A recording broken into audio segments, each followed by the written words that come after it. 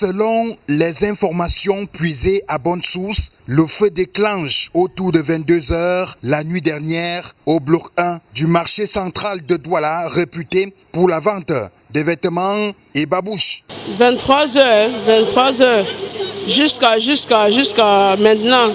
Il y a toujours encore les débris de fumée là. C'est beaucoup de pertes, mon frère. On ne sait pas comment on va faire. C'est grave. Alertés, les sapeurs-pompiers arrivent nuitamment sur les lieux. Leur intervention permet de circonscrire les flammes.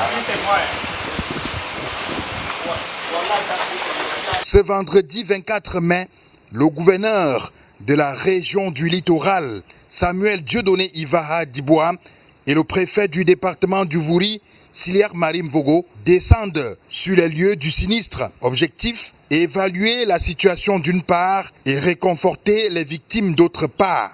Selon les premiers éléments d'enquête, le retour brusque de l'énergie électrique serait la principale cause de cet incendie.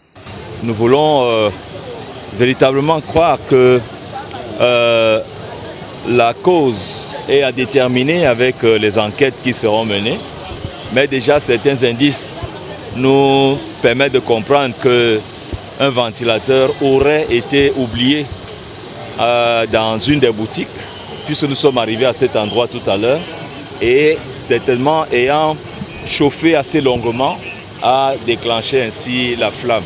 L'autorité administrative signale également que plusieurs obstacles ont empêché l'intervention rapide des sapeurs-pompiers, notamment la construction des boutiques sur les bouches d'incendie et les accès au marché et l'installation anarchique des câbles électriques. Par ailleurs, nous tenons à dire que les mesures de sécurité en matière de lutte contre l'incendie doivent toujours être respectées.